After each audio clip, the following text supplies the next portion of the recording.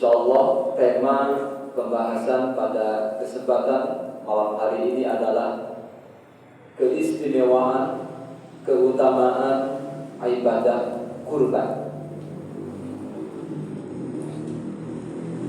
Setidaknya ada beberapa keistimewaan dan keutamaan ibadah kurban. Berdasarkan hadis Rasulullah SAW, sebagaimana di dalam Sunan Ibnu Majah, Sunan At-Tirmidzi, yang pertama adalah yaitu ibadah kurban merupakan salah satu ibadah yang amat sangat dicintai oleh Allah. Ma'amila banu Adam yawman nahri amalan ahabba ila Allah azza wa jalla min iraqati dami. Jadi ibadah kurban merupakan satu amalan yang amat sangat dicintai oleh Allah. Kemudian yang kedua, keistimewaan keutamaan dari ibadah kurban berdasarkan hadis Rasulullah SAW. Wa innahu la ya'ti yaumal qiyamati bi quruniha wa aldafiha wa ash'ariha. Sesungguhnya nanti sungguh akan datang pada hari kiamat tanduk, kuku, rambut atau bulu dari hewan kurban tersebut. Ini keistimewaan keutamaan yang kedua. Maksudnya apa? Maksudnya ini Allah akan memberikan berbagai macam keutamaan, keistimewaan bagi mereka yang berkurban. Tidak ada yang sia-sia dari hewan yang dia sembelih dalam rangka untuk taqarruban ila Allah. Kemudian yang kedua, wa inna dama la yaqa'u min Allah azza wa jalla bi makanin qabla an yaqa'a 'ala al-ardi fatibu biha nafsan. Keistimewaan yang ketiga, jamaah rahimakumullah, dari menyembelih hewan kurban adalah sesungguhnya darah tersebut akan sampai kepada ridha Allah. Wa inna dama la yaqa'u min Allah azza wa jalla. Bahkan sampainya kepada ridha Allah itu sebelum tetesan darah tersebut jatuh ke bumi. Masya Allah. Maka fatibu biha nafsan, bersihkanlah jiwa kalian dengan berkurban. Bahkan ini merupakan keistimewaan yang ketiga. Dengan menyembelih hewan kurban, maka secara tidak langsung Allah Subhanahu wa ta'ala akan membersihkan jiwanya dari apa? Dari sifat bakhil yang ada dalam dirinya. Amin ya Allah ya Rabbal alamin. Kemudian keistimewaan yang keempat berdasarkan hadis Rasulullah sallallahu alaihi wasallam, yaitu bi kulli sya'ratin hasanatun. Pada setiap helai bulu hewan kurban dihitung sebagai satu kebaikan. Masya Allah. Ini bukan tanpa alasan, karena ada satu kisah. Pada suatu hari Rasulullah sallallahu alaihi wasallam ditanya oleh para sahabat, "Ya Rasulullah, ya Rasulullah, ma hadhil adhahi?"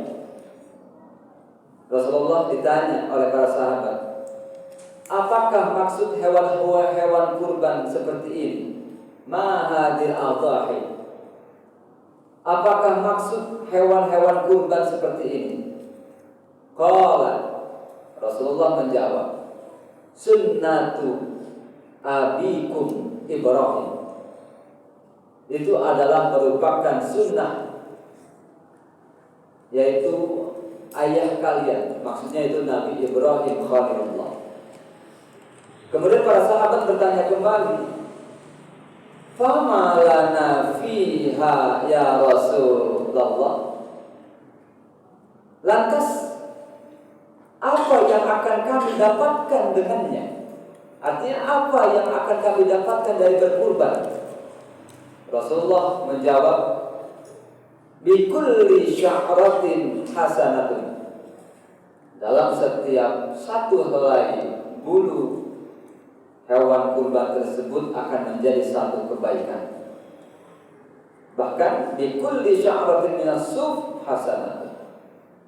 Kira-kira dalam satu ekor kambing berapa helai bulu? Mau dihitung.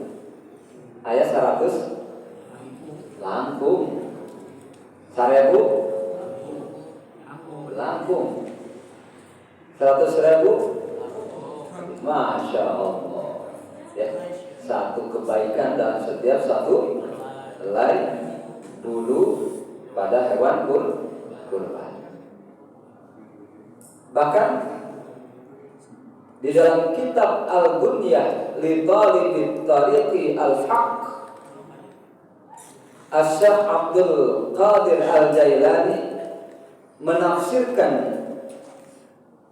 maksud dari satu helai rambut, satu helai bulu yang terdapat pada hewan yang dikurbankan, itu setidaknya ada beberapa makna. Yang pertama yaitu 10 kebaikan dalam setiap bulu hewan. Masya Allah. Kalau tadi 1, kalau ini 10. Dihapus 10 dosa-dosanya, diangkat 10 derajat atau kedudukannya.